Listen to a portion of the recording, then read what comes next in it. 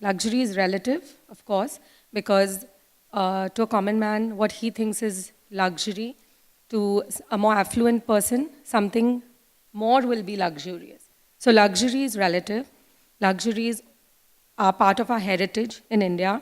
The only difference today from the past in terms of luxury is the awareness, as we all talking about, which is obviously a byproduct of the digital space, which is what we are here to discuss about how are we dealing with luxury online.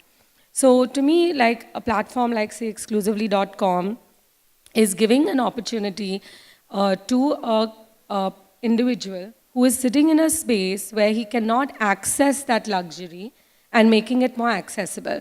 So I remember years back, like I think 5, 6 years back when exclusively.com launched, thinking that who is going to buy a $5,000 lehenga online?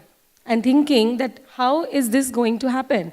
You know, it's like the whole idea of buying something expensive is that I go to a brick and mortar store, I have this customer service, I have, touch and feel, I get to twirl in my lehenga, those kind of tangible things.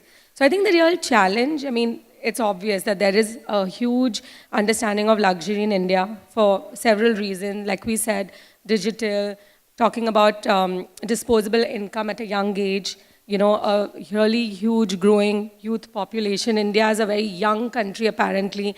I think 25. They say that each country has an age.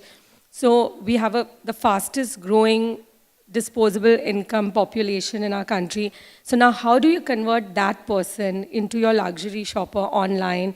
And to me, I think taking that experience of brick and mortar to the online space is something that we all need to expand luxury in a way that create beautiful boutiques online, give exceptional customer service, get your packaging to be luxurious when it reaches the customer.